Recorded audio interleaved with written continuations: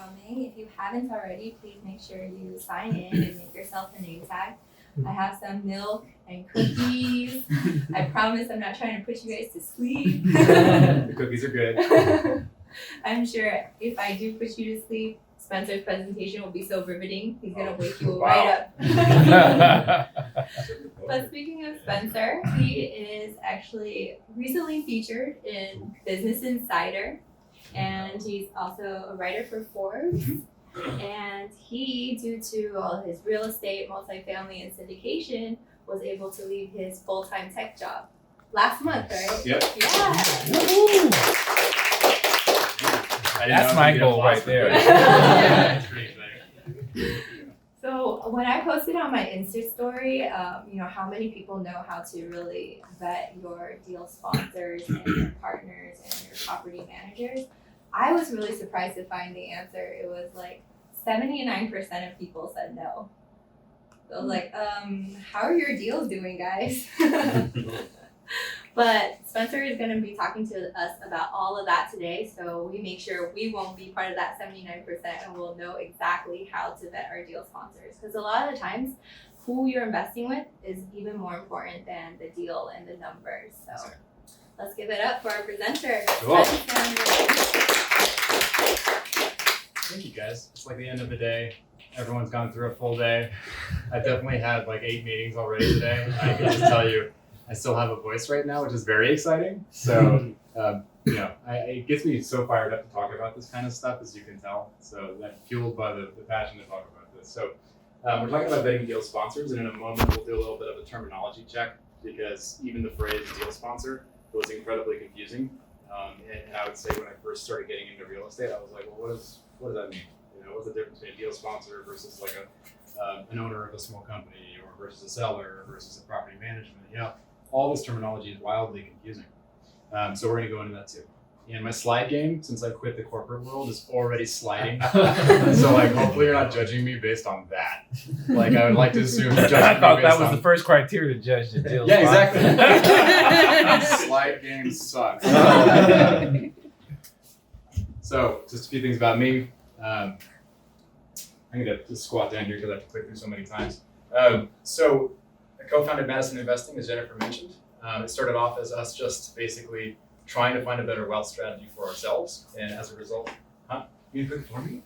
Oh, thank you, Joanne. And as a result, we ended up just organically finding ourselves starting a company together, because so many folks around the Bay Area wanted to partner with us and get into investing. So we founded a company together. And cool. So at this point, we've pretty rapidly grown. We own meaningful pieces as part of the general partnerships for over 3,500 units around the country. About $350 million worth of transactions. The number's gone up a little bit more since then, because we just had to refresh the numbers on that particular slide. A lot of focus so far. I actually just finished working at Lending Home, and so if you see a couple of heads nodding. So if you are a flipper, you may know about Lending Home. It's like the #1 hard money lender in the country for fix and flips for single family homes. So that was an incredible learning experience for me. I came from tech. I came from 5 different software companies, so I didn't necessarily have a real estate knowledge base. And when I got into Lending Home, I suddenly had to get licensed as a loan originator with no experience. I had to then manage and scale a loan origination team of a bunch of people who had no experience, make them sound competent, talking to hardcore, really experienced flip operators from across the country who do hundreds of flips per year. And so I was terrified. And so I had to learn that in the ropes. It was a wonderful introduction, but kind of stepping away from that residential experience, we got really attracted to multifamily. So we'll come back to that in a sec. You'll see some pieces from me from time to time on Forbes Real Estate Council and in other publications. It's just fun to write and share the learnings about this stuff. And you're killing it on LinkedIn. Am I? Yeah. Oh man. LinkedIn game is strong. Oh God, I'm insecure about my social media game, man. I'm not even on TikTok. They're big on slides. So we actually are locals in Alameda, and so we have a couple young kids, and we have a sitter with them right now, which feels pretty damn good to me.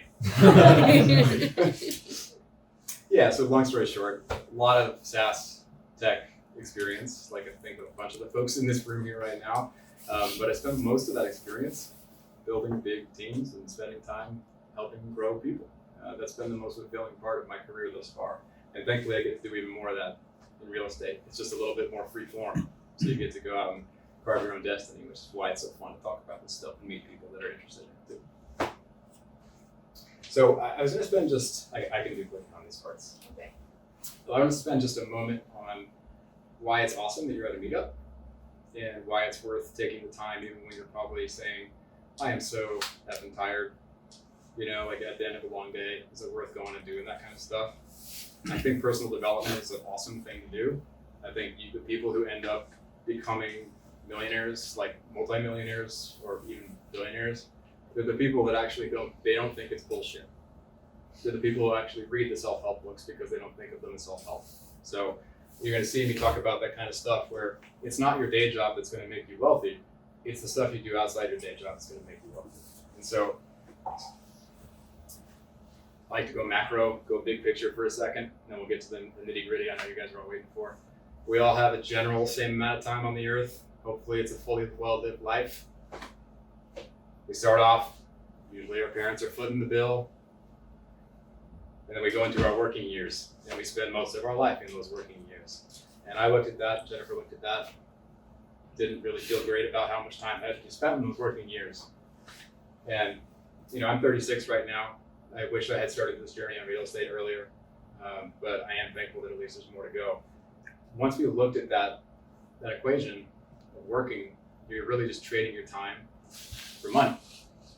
And instead of going down that strategy, there's a much better way. There's other ways to do that. There's other ways to grow cash, grow capital by investing it wisely. Make them thriving years, reclaim some of that precious time. And so now we get to the substance. Now that you guys at least got a sense of who I am. I'm not a total real estate dumbass. I'm not the master of the universe either. I really believe in the growth mindset, and I learn from people every single day that are not only brand new to real estate, but it's one great question can totally change the way that you think about this stuff. So audience participation without any expectation of the right answer. If you're about to go and invest in a deal, what is the most important question that you should be asking? The experience of the person who's creating the deal. Correct. And we kind of gave it away in the title, but you're spot on. It's super tempting to, you can go that. It's so damn confusing, particularly when you're first getting into these things. And sometimes even when you already got the experience, for those of you guys that have done deals, like some deals are just complex, and they're really hard to wrap your head around at first. It takes a lot of time. And when I first got into this, I'm like, there's coaching programs, you can sign up for those. There's thousands of YouTube videos, all these resources online. It's completely overwhelming. It was for me. And what I was gravitating toward naturally was the same thing most people do. You start gravitating toward what's tangible, and what's tangible is the numbers, right? You start learning how to calculate stuff in a tool, in a coaching program. And what's tricky about that is it's actually very important, but it's not the most important. So you kind of get shiny object syndrome when you see all these really tangible, analyze the deal, analyze the market, all critical stuff, but it's not as important as the people who are actually making the decisions, and they're at the steering wheel of this deal. They're the ones that are going to make this thing hum. Execution risk is the single biggest risk in a deal every time. I don't care what anyone else says. And some people will debate on that, sure. Execution risk is the biggest risk. You can't control what the trade war is going to happen and the market's going to tank. No one can control that. No one. Not the president or nobody else. So, but you can control who you work with. That's a choice, for sure. And that's what we'll talk about. We'll talk about how you ask the right questions, why you ask the right questions. And if we do that right, you'll be not as tempted to do what so many of us do, which is just immediately jump into action. And that's seriously the hardest part, guys. I get that every day. If you're not clear on what your next step is supposed to be, don't just go do stuff. That's my recommendation. Just slow down. Think about your goals. You gotta create a safe space for yourself to come up with some ideas that might not end up making it to production. You know, you might end up giving up on some of these ideas, but you actually need to just think and give yourself a chance to do that before you jump into action that's not really clear your goals. So we can keep going. I'll make sure we get to the good stuff. So you want to make sure that you go and think about why you're going and attacking your particular goal. Because if you're a flipper, you're going for one-time cash capital moments, right? If you're a rental property investor, you're trying to generate cash flow. So those are solving for different things, right? And if you're a fan of Rich Dad, Poor Dad, Robert Kiyosaki, if you haven't read that book, by the way, yes, read that book. It's probably the most important real estate first book anyone can read. It helps you just get a brain transplant on how to think about money. It's a weird title. It's like, it sounds super weird. I promise it's worth it. Right? Yeah, it's worth it. So just think about what you're solving for. If you're solving for staying at your day job and complementing your income, that's a totally different strategy than saying you want to pivot, quit your day job, and create a whole new lifestyle because you're a full-time real estate investor, right? The way you set those goals is going to determine which real estate strategy you're going to go for, what types of assets you're going to target. And that's a super important piece of context to share. There's a bunch of different types of properties, man. There's endless, it sometimes feels like endless types of deals you can go do. There's single family homes, single family rentals. You can go and do, I talked to a handful of folks already just about short-term rentals. Like a bunch of different weird stuff you can go do too. In terms of like food halls, you can literally, like there was a deal last year we ended up passing on, but it was a food hall investment. That's super weird. Like I had never heard of that before. So what we focus on in our business, and I'm just sharing this so that I can give context because I'll use terminology sometimes and you're probably going to be like, well, why do you use that term? Like I'm not familiar with that because maybe you focus just on residential. We actually focus not on single family in our business, but we do focus on multifamily. And I share that because the stuff we're talking about is still applicable across the board. If you are going to be investing in someone else's deal, you got to know this stuff. If you are, at some point, if you end up deciding you want to invest with OPM, anyone know what that means? Other people's money.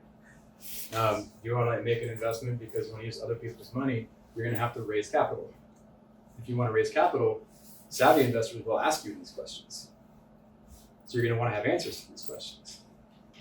Like right now, I would say, as you see terminology in here, just remember if you're confused by one of them, just ask. This is a no judgment thing, guys. Like I'd rather you just ask it and say like, hey, that makes no sense. Why? Can you just explain it to me, please? If we do this right, you guys will feel like that dude up on top of this mountain. And you can go to the beach with your family because you get so much money every month from your passive income or your other investments.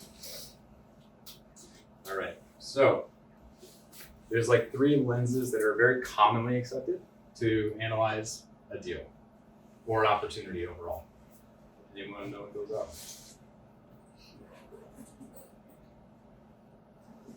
You're not allowed to answer. You sure? Cool.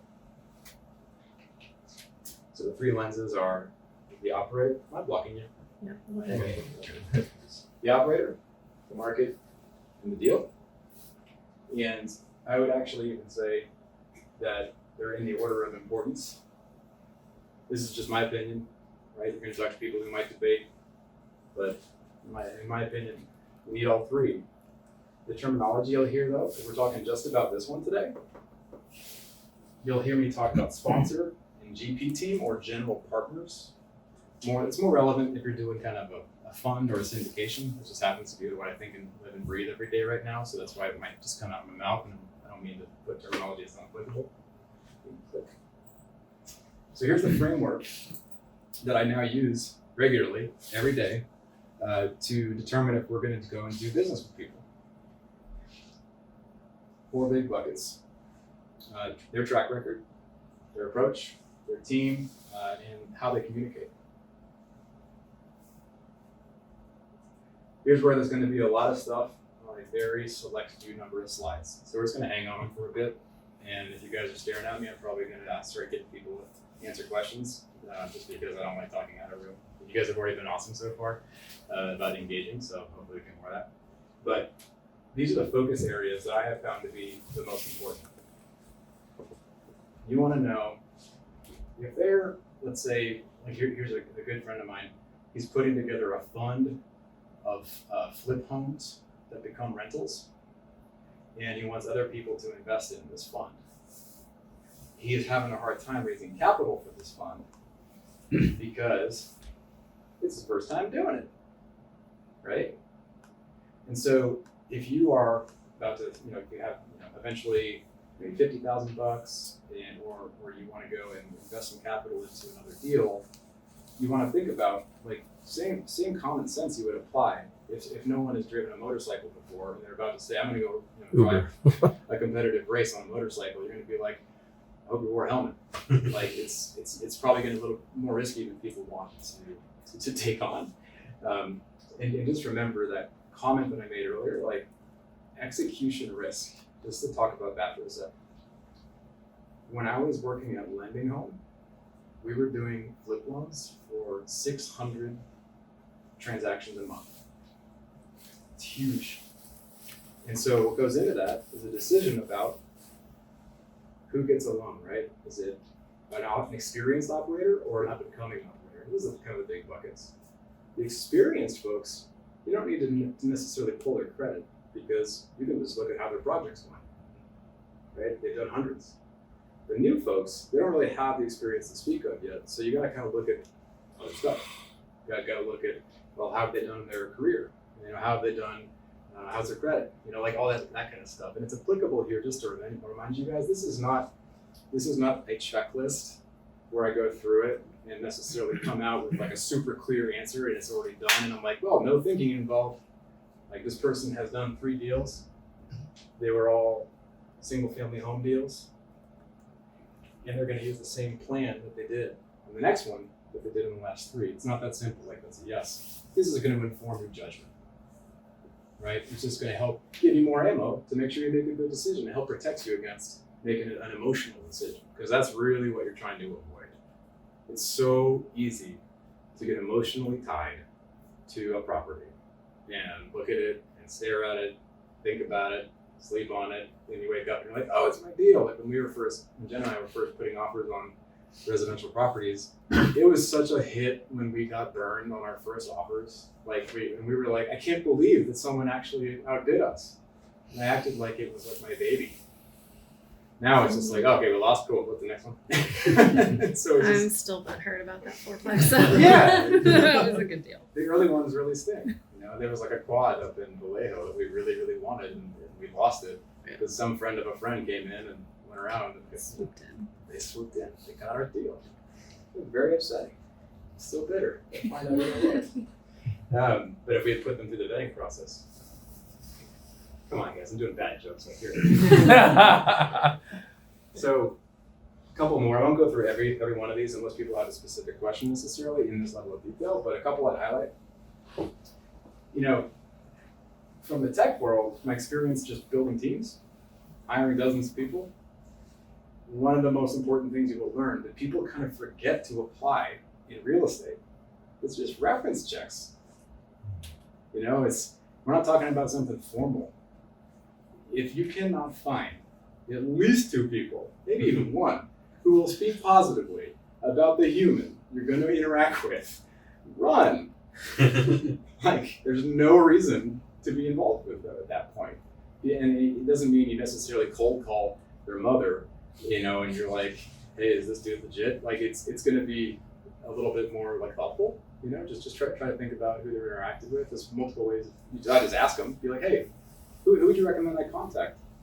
If I wanted to just kind of get to know you better, but you have someone else vouch for you. You can just ask that kind of stuff. You just have to realize it's not a big deal to ask for it.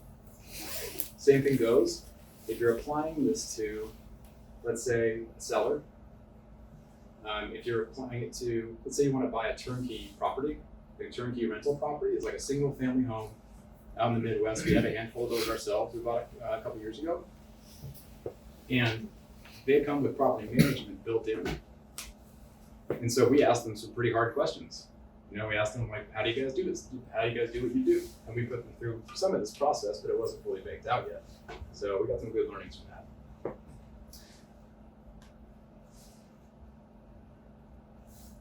Last but not least, capital sources.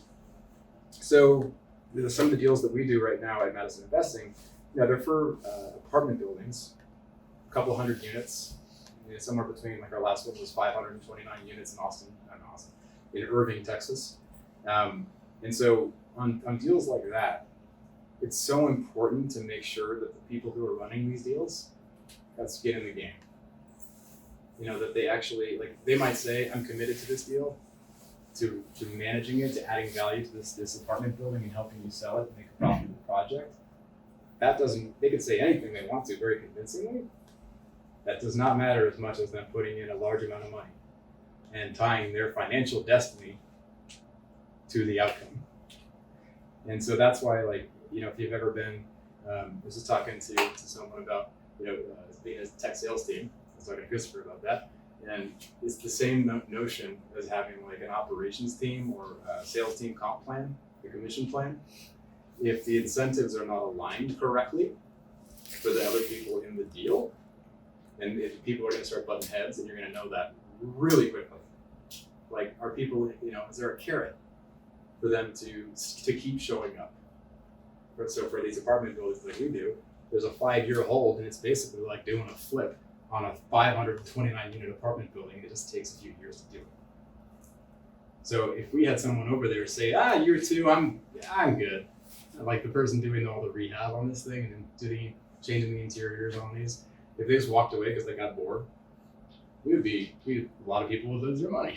So we got to make sure they still have skin in the game because they've invested their own money and it's going to tie their destiny to it too. Does that make sense? Cool. So that was just all about track record. I actually had to trim a few more that we put on here, but any questions that are coming up for you guys? There's off the wall stuff. Yeah. How do you usually verify those track records? So what if they just give you paper, and how do you go verify? Is it true? You know. Yeah, totally. A mix of ways. You know, I think for the actual deal performance, the established folks should usually have it in writing somewhere. Like they'll have it in like an investment memorandum where they're trying to sell their next deal to people to invest in, let's say. So usually you can ask for it. You know, for the stuff that's like prior performance, they should be able to provide that. And I think for a couple of the other ones, let's see. You know, one thing I didn't necessarily put on here, but is a very common practice, and if you want to do it, some people pull background checks, like actual background checks, and it's worth the investment if it's a brand new partner. And so you can do that kind of stuff too. But if they're professional and you ask them, like if they claim to be a pro or worthy of your capital, and they can't give you something that looks like convincingly professional, that would be a red flag in and of itself, right? I mean, they should be able to give you something that looks like, damn, this is well put together. This is like a well-structured Excel sheet. This is like a nice investment summary PDF. So, to answer your question, though? Yeah. What else? Yeah, what's the pro forma under the project performance? So that's a good question. So a pro forma is like a forecast of what you think is going to happen on the deal. So you think of it just like a spreadsheet that shows, okay, we're going to go and do this flip. If we put this much into the scope, like if we're going to go invest a bunch of money, like 50 grand into a home, what do we think that's going to do? And when are we going to get capital back? You know, what kind of materials are going in when? All that good stuff. So just a financial forecast, an operational forecast of what's going to happen to the deal. Gotcha. That's a good question. Any other ones? I have one more. Yeah. With the last one with exits, when you say like what is an exit exactly? And like 2 lifetime exits, is that like when they leave the deal? Yes. Yeah, you already got it. So a flip, you know, for example, I'm just referencing flipping because it's like a good reference point. But an exit just means how do you leave the deal? How do you get out of it? And There's positive and negative ways to do that. yeah, well, I think sometimes you got to get out just to get out because you've lost money. Yeah. But hopefully you should see like some form of exit, like in this case, that is positive. And what I prefer to see, certainly on apartments, is do you have like at least two similar exits in the past, in recent past? Gotcha. So it could be like a sale or a refi. Yes. So it could be like a sale event. Could be a way, like if there's investors involved and they put in a bunch of capital, as long as they get their capital back, they are exited from the deal. Yeah. From their perspective. Thank you, Jeff. What else? What are we doing on time? Wow. Fast. Your approach. Is that tiny? Like far away. Transparency and integrity. I'll try to read it as loud as I can. Maybe let's just go. Can I go rogue, Joanne? Mm-hmm.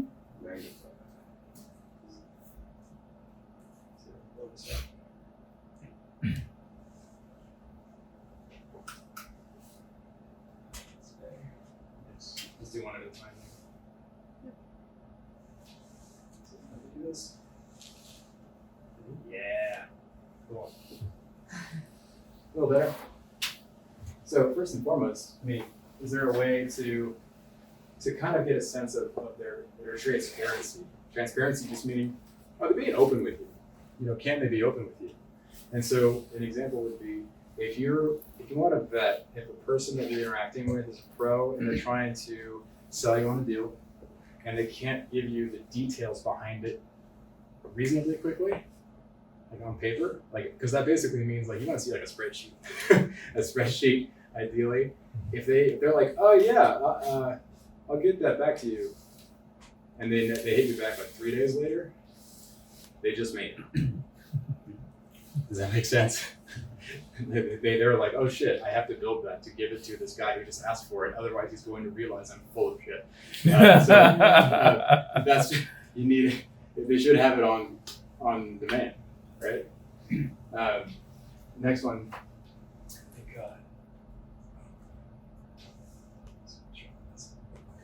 God. You know, some of these are more nerdy from my perspective, but like, are they willing to to give and share knowledge proactively, or are they trying to kind of hoard it because they're worried that you're going to steal their ideas? You know, there's a lot of people like that. It's your job to kind of feel out, are they people who are going to be open? Are they going to share ideas and partner with you? Man, oh man, do they strive to create an investor base of smart money? So if you're ever investing in someone else or in property, there's this term of smart money, dumb money, right? And that's just a very direct way of saying, do people know what they're investing in? And if you're investing with someone else and they're willing to take your money, and they know for a fact you don't know what you're investing in, you know, that should be a red flag, because that's considered dumb money, right? Like whenever we work with a few hundred investors per project right now, and whenever someone says, yeah, I don't really understand this thing, but yeah, here's $50K, I'm like, we don't want it. We don't want it. There's no win from that, because they don't even know what they're getting into necessarily. That'd be like if I went and bought a bunch of crypto. I have no idea how if Bitcoin buys it or not, man. It's not my focus. So I almost lost us some money on Bitcoin at the time. we got out even. I think you don't know who thinks that. Huh? No. Question. So the providing answers in a timely manner. Let's say this person you're reaching out to is really, really good, and so you're not the only person reaching out to them, and there's some level of how much can I ask for if I want to keep them, around as someone to work with, because they have so many other people that they do a really great job. They're well known for doing a great job. How do you balance that with all this level of diligence, or maybe you don't even work with people who don't give you enough? And I want to make sure I understand it. So you are basically not wanting to ask for too much, right?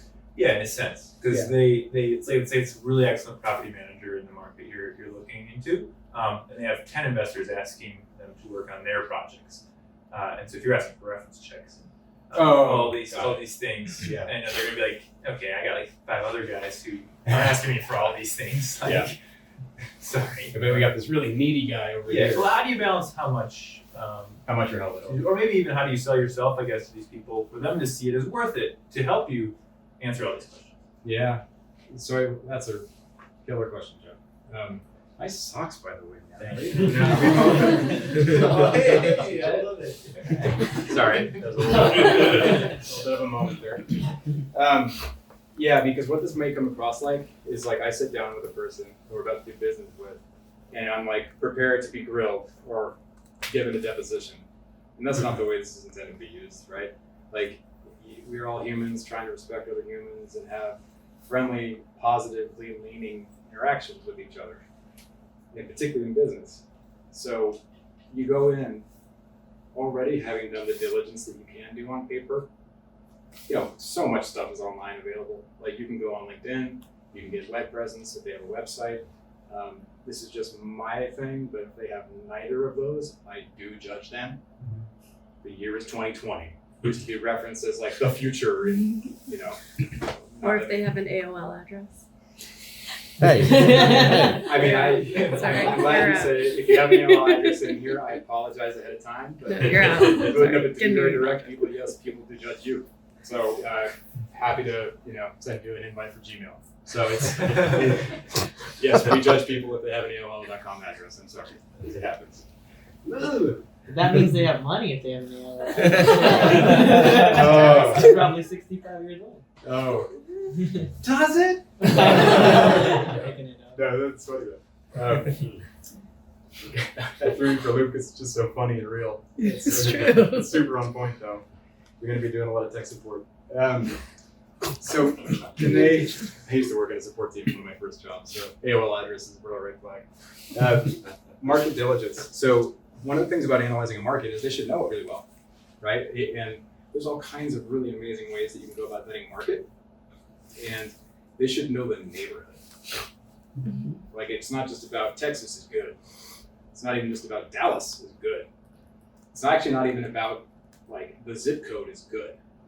It's about, is the block good? And if they don't know that, they can't speak to it, that's a pretty big red flag. Like, that's their job. They're supposed to know this stuff. And so they should know it without having to go research it. They're like, oh, that's a good question. Let me go ask my associate. Be like, ooh, that's a little scary. Does that make sense? Mm-hmm. Cool. Same thing with the deal and the financials. If they're like the decider, like the operational decider of the deal, they should know it in and out, right? I mean, it's okay for them to go say, you know what, that's a good question, let me get back to you. That's always an acceptable answer, but for the basics, they should know. They should know. Oh boy, did I get this question? Literally, I deal with this question every day, every single day. I dealt with it 8 times today. What happens if the economy tanks and in the nightmare scenario?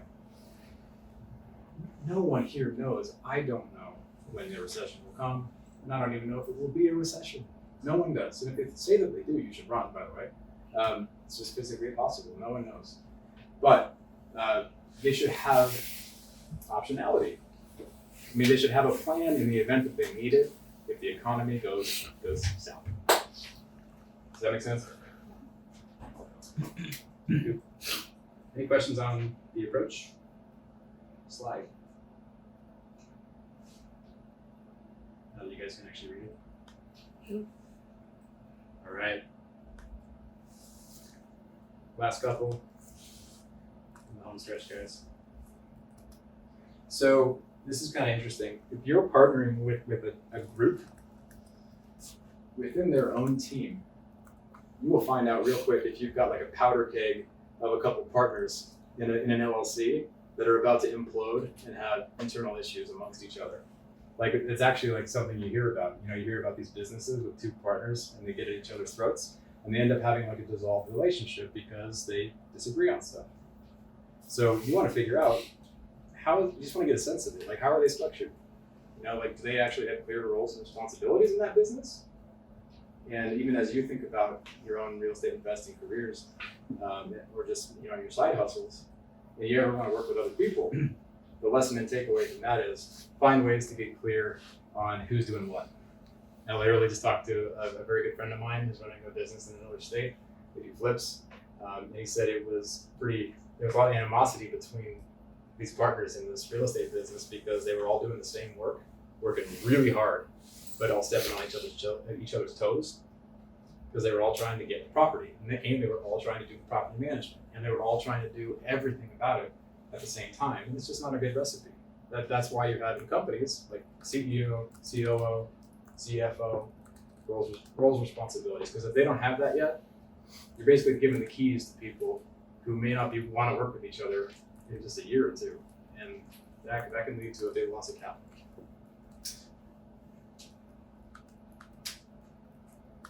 Just a couple more call outs on here, not going to go down the list, but I would just say, coming back on the legal thing, it is okay to do background checks on people, and there's actually a couple of really big players in the apartment space, for example, and they kept it hidden for years that they actually had a pretty big issue on their background. And I only heard about this from someone who went through one of their coaching programs. But I was like, wow, I didn't know that about that person. I wish I had known that about that person. So it's just important, you don't always have to do that, but it's just good to try to figure out, what is the legal background, if anything, if they've had something. It's not a lifetime issue if they had something bad, it was like non-violent and all that stuff. But I just say, just be informed. Just be informed about what their background is. If you're doing rehab, everyone know what rehab means? I was gonna ask. Okay. It means just, if you're doing a flip, it's improving the property. It's improving the property. Doing renovation equals rehab. So how are they gonna do it? If you're doing a flip, if the person doesn't have any construction experience and they're planning on being hands-on and they can't swing a hammer, if that would be like me. If I said I was gonna go flip a home and do it myself, I'd save you. Huh? I'd save you. You'd save me. Yeah. He's better at that than I am. But it is just important to acknowledge strengths, weaknesses. That's absolutely a weakness for me. YouTube saves me sometimes, but for the most part, you got to partner with people who actually know how to do this stuff. And if they don't know how to do it, it's okay if they hire people that are managed tightly to go do it. Last but not least. So if you're going to go invest in someone else in another deal, and one of the most popular things that's come up more recently is all these platforms. You've got Fundrise. If you look at commercial, you got Fundrise, CrowdStreet, Cadre, a handful of others. If those ring a few bells, even my last company, they have an investment platform too. You can go buy, you can invest at lower amounts, right? So it's actually really cool. There's a lot of educational content coming out of that stuff. But I bring it up because you want to get a sense of how they communicate with you. It's really great getting positive progress updates like, hey, cool, my money's still coming in from that investment. But what's not so great is when you deploy capital, you put that money into something is going clearly not well, and you hear nothing. That is like the worst. I mean, you will be so angry. you can't simulate it. So it's just so critical to get a sense of how do you, if I'm asking them, like, how do you communicate with investors, and what happens if it goes south? And what's on this one, how do they resolve issues that come up? Example would be, if you are investing in a rental that's managed by a property manager, or like you got a turnkey property and pending eviction. We're dealing with one actually right now in one of our turnkey properties that's out in Kansas City. So we have we primarily have Section 8 and voucher housing, which is a little bit more complex, but I would just say that I think they've actually handled it pretty well. Our property managers handle it pretty well. Do you want to say anything about that or no? I mean, you want to understand when there's a problem, you want to understand, okay, well, how big is the problem? What's the implication to the business, right? And then you want to hear, okay, what are your recommendations? We can go do this, this, and this. Okay, well, what's your preferred? And start ranking them. So you have a plan together. And there's some thought, not just step after step after step, because then where are you leading to? You gotta experienced people will have a game plan. Yeah. You just gotta know how to react when stuff goes a little south. That's it, and that communication is open. distributions is just a fancy way of saying how you get paid.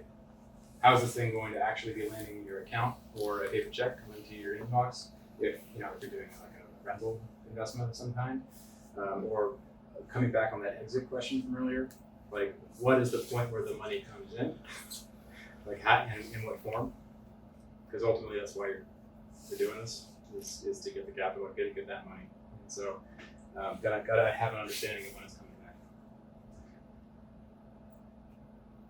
That's all I got into the content, guys. The rest of the time we can just talk. Where's your plan? I don't know why, but I had a picture of Eo in here. Did you think he was going to be here? Oh, he actually was kicking it now with Eo, right? He was just here, Yeah, Baskin Robbins.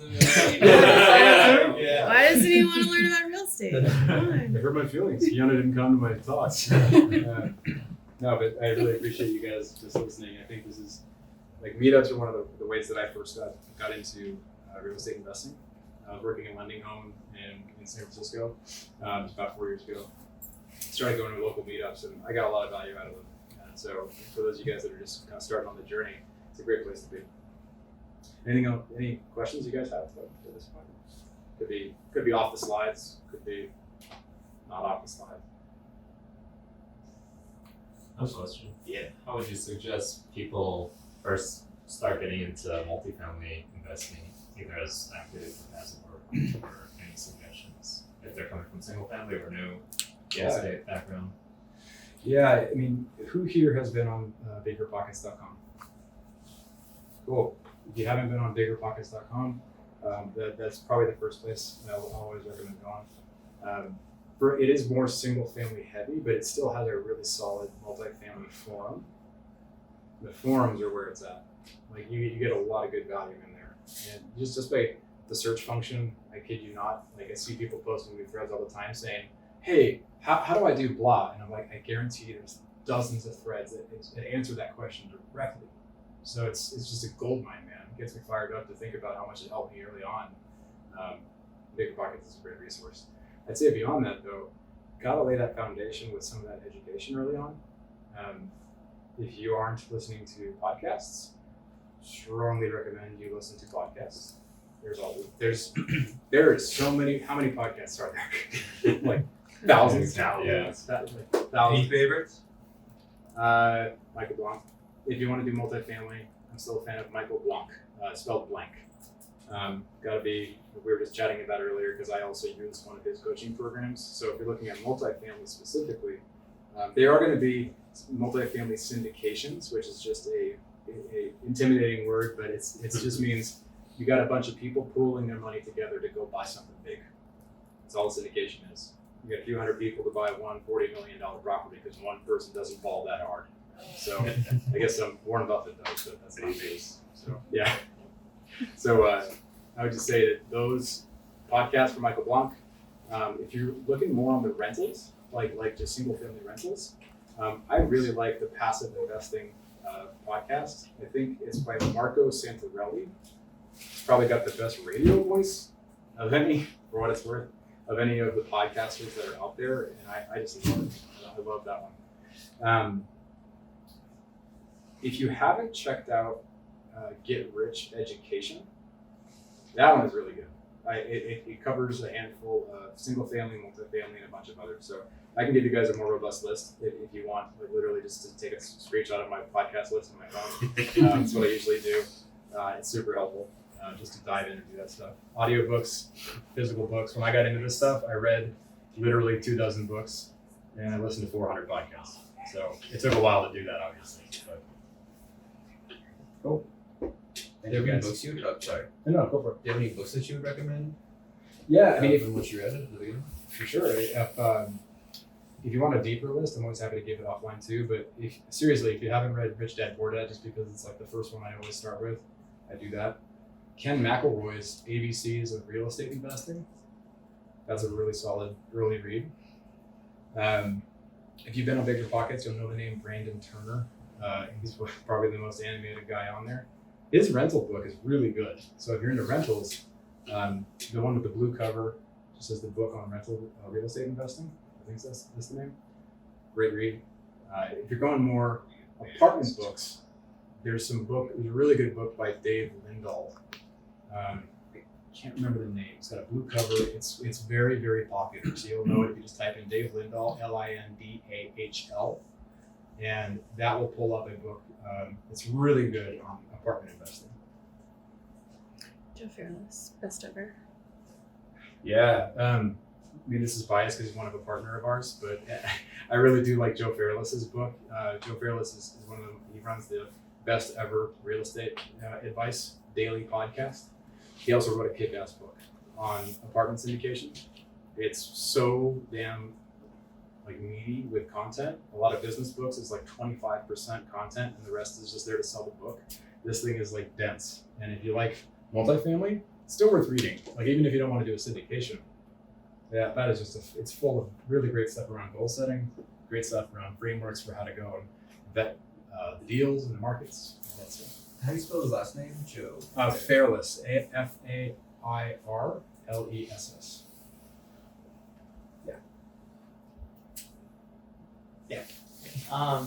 Is there? I've heard this before, but I don't know if there's any truth to it. Is that once people that run syndications, once they get really good at it, they actually can just raise money from other sources. They don't need my 50K or somebody else's 75K. They can just raise it from like an endowment or a pension or a hedge fund or an index fund. And so therefore, the better you get, the less investors you need. Is that? That's is a there any truth really to that? good question. That's a damn good question. Well, I just made it up. I'm just kidding. Well, I would say you got to. Yes, that is true, but I think you have to be pretty far along. Okay. Just as a point of reference, one of our partners we work with, he has, I think he's got over $500 million in assets, and which is made up of like 5,000 units in Texas. He's done very well. This is actually Joe Fairless, by the way, same guy who wrote the book. So he hasn't even gone that high yet to that point, and he's got a very strong network, which is why he still needs help from co-sponsors like us to help do things like raise capital and do underwriting, due diligence, all that stuff. But yeah, people want to get to that point where they can have one big versus many small or Right. smallish. 50K is not small, by the way, but it just means that compared to having one big heavy hitter who's bringing in $8 million to $10 million. I literally had someone on the phone yesterday, by the way, tell me, "Oh, you guys, okay, you're only at about $2 to $3 million in capital you could bring per deal. So you come call us back when you get to about 8 or 10." So there's always going to be people out there who operate at these other levels. So it's a great question. Yeah.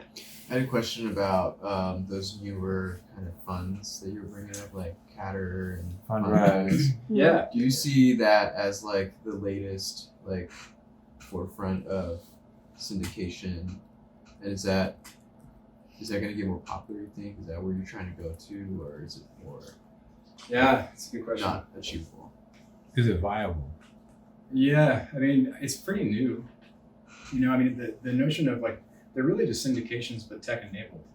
And so I'm a big fan of them. we have multiple investors who have switched over from using them, and it's kind of mixed reviews because it just depends on your preference.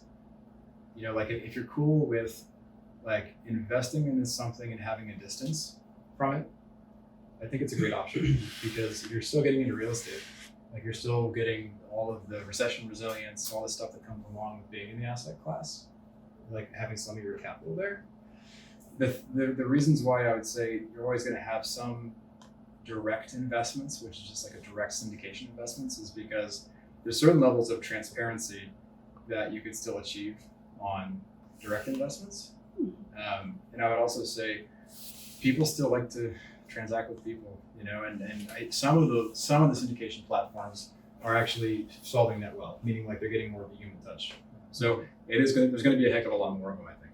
I think like this is just the very beginning of real estate technology. Like it's super early stages, like think of when Uber and Lyft were just barely testing stuff in the market. Like that's around roughly where real estate is probably right now. That's like a super swag example to bring up.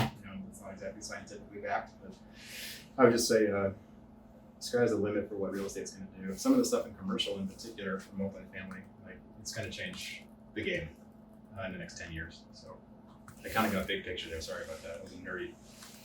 So if you did both, what do you think about the pro and con of investing in a single family home versus multifamily? Why you pick multifamily? Yeah, I'm only smiling because it's just like, it's near and dear to our experience. But it's also something where like, I get that question and I have to lean toward multifamily because it's not an or, they're both good, right? If the question is like, should someone invest in single family or multifamily and they haven't done either, they should just get started and do a good deal. But the differences would be a couple of the following. You know, if you invest in a single family home rental and your tenant leaves, what is your vacancy rate? 100%. 100%. You are making zero rent. If a 400 unit apartment building has one vacancy, how many people are still paying you rent? 399. 399. So that is the first silver bullet answer I tend to give on that one, is because it's far more stable, much more predictable. A couple other things just to call them out. If you look at the recession and you think about 2008, 2009, it's like devastating. Like so many people were impacted negatively by that. But one of the things I would say for you, Rent didn't go down. oh, rent didn't go down. Right. Yeah. You mean like During the recession, you know, the housing market crashed and the price of houses went down, but those people got to live somewhere, and if they didn't have enough family, they had to go rent an apartment. like occupancy Right, rates didn't exactly, go down. right. Yeah. Totally. That's a really good point. And if you look at, I mean, I mentioned earlier, like I think through like the lending lens. So if you look at people get loans on their homes, typically, the vast majority of them do. In 2008-9, the default rate, meaning people that stopped paying their loans because they couldn't pay their loans anymore because they lost a job or multiple jobs, was about 10 times higher than the default rate on apartment buildings. So it's stuff like that that just gives me a real strong confidence, particularly at this stage of the real estate and economic cycle, where you're at a peak. You know, you're coming up on 10 to 11 years into this thing. You want to be in something that can weather the storm, and it has the data to back it up, that it can weather the storm. And so I could probably keep talking because it's a fun topic to talk about. But frankly, like we're still having a lot of cash flow come from our single family home rentals right now too. So you can buy great turnkeys, you can buy great rentals. You just have to make sure you do the diligence on that market, because it comes down to that market. You know, like on our most recent deal that we did in Texas, we know for a fact in 2009, the lowest occupancy rate was 91%. That's excellent, by the way. That means at the worst, there was 91% full for the apartments in that neighborhood, in the worst, deepest portion of the recession. So you can do that kind of diligence. It's just sitting out there. You guys have some good questions.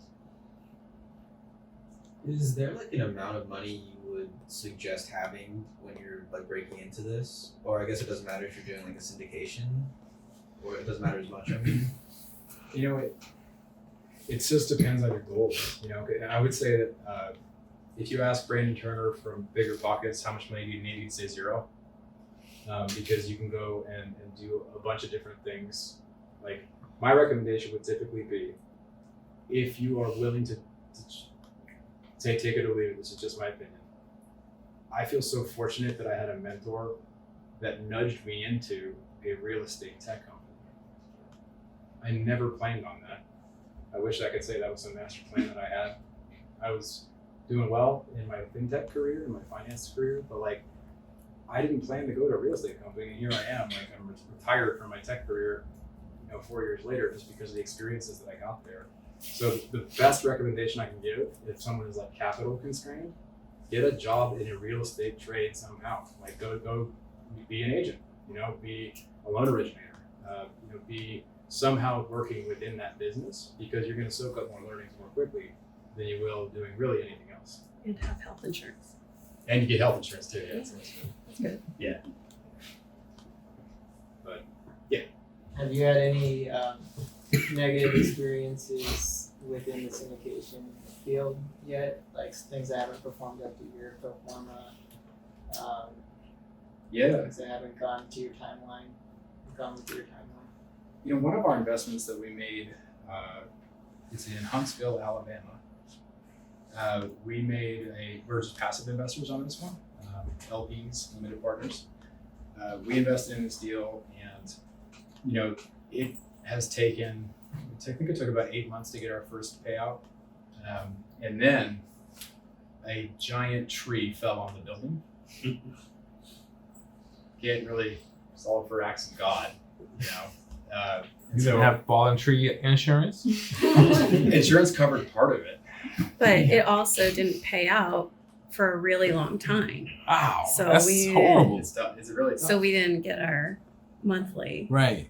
But Because they I mean, had we're to use getting- that for the repairs. Yeah, they were Right. capital strapped. So we're getting it now, though. Yeah, and We still believe But in what's the the exit deal. strategy on that one? so they had an 8-year hold on this one, and so it's a value add syndication, which is kind of like the bread and butter we do actively. But on this stuff, this was a passive investment for us. So they said 8 years. So it's a nice long hold. So they got time.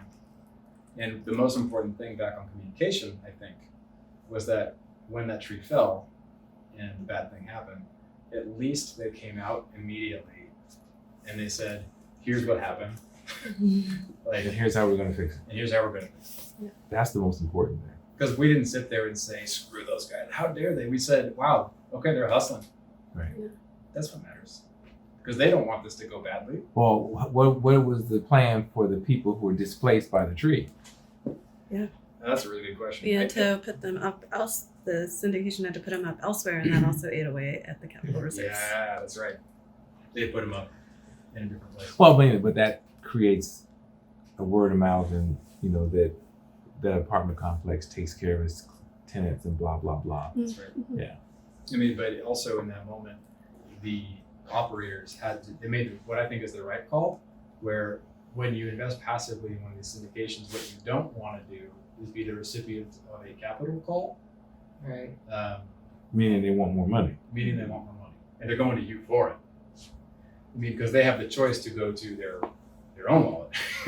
Like they can say, "Let's capitalize this deal further with our own funds," as opposed to go back to you, and that is something that they do. But now, are they going to communicate to you if they capitalize the deal from their own funds? How is that communicated, and then how does that change the pro forma? Yeah, no, that's a good question. So they did tell us, I think they told us at the time of the tree, that they had already decided to put their own funds. Well, what happened was they had a lot of capital reserves, so they did plan for acts of God, but there was a lot of kind of delay with the insurance company, and so they ended up deferring any payment to themselves too, so that helped, and then so they were able to get by until the insurance claim got paid. And And now, it was the challenge too, was that it was so early in the deal. and now, do you go to deals and make sure that there are no big trees near them? Just like Well, you went to Raleigh right after the That's true. hurricane, and it was beautiful, right? it was a wonderful. Not a lot of process. trees there. No trees. There you go. Well, like our partner out there is like an insurance adjuster, so he's sitting there looking at the building like, "Oh, this place is looking. Oh, we missed it. Like we dodged a bullet here after the hurricane." But all us Californians were out here. Everyone around here was like, "Oh my God, is everything okay out there?" And like, because same thing as East Coasters when they ask about Cali, they think it's like everything's next to each other. Well, they think it was an earthquake every 30 minutes. Right. And like we go out to Raleigh, which is not coastal, and there was like a light drizzle during the hurricane. Property's fine. It was barely touched. So it's just funny how scale changes when you're Well, when thousands you- of miles away. Investing in hundreds of thousands of miles away. Yes. So my question was more of like when you're the operator, you're the GP. Like Yeah. have there been any struggles or any negative outcomes so far? We had so overall, I'm happy to say no. In Right. terms of stuff that hasn't been recovered from. And we haven't had, if you use a train wreck analogy, you haven't had a train wreck. We've had like almost, I don't know how to run with this, slight derailments. We had, for example, we did a self-storage asset, a self-storage facility, value add plan, early 2 years ago. It was in Key West, Florida.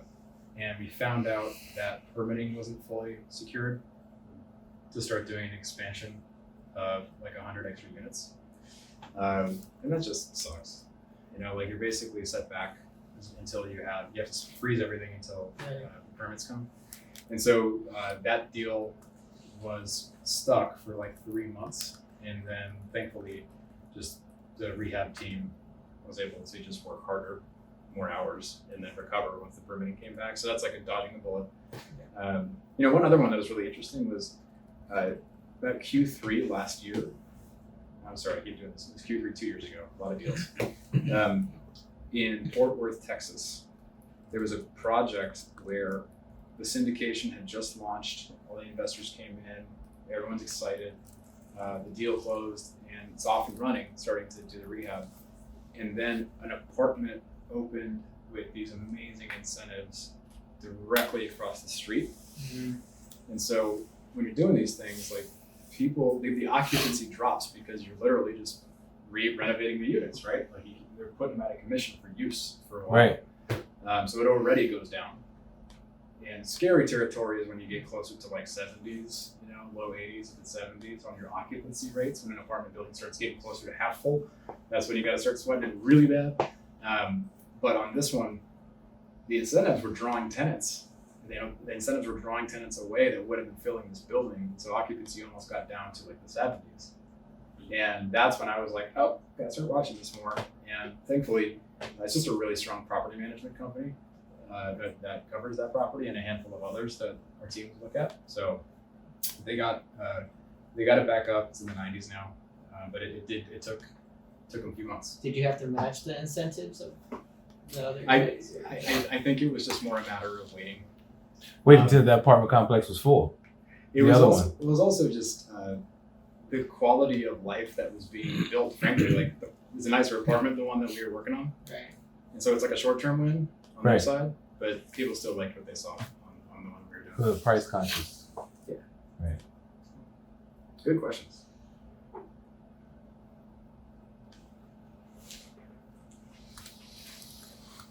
How long did it take you from when you started to where you were able to leave your job? 3.5 years. About 3.5 years. A lot of nights and weekends. Right. Just a lot of nights and weekends. I mean, when people ask like how you do it thing, we have a 2-year-old and a 5-year-old at home, and I don't know. You could probably he'll tell the story better than I would, but because you had to experience. Will I? Yeah. She had to put up with me. It was just a matter of making it my hobby. Right. I did not play a single. Well, this is not true. I played less Xbox.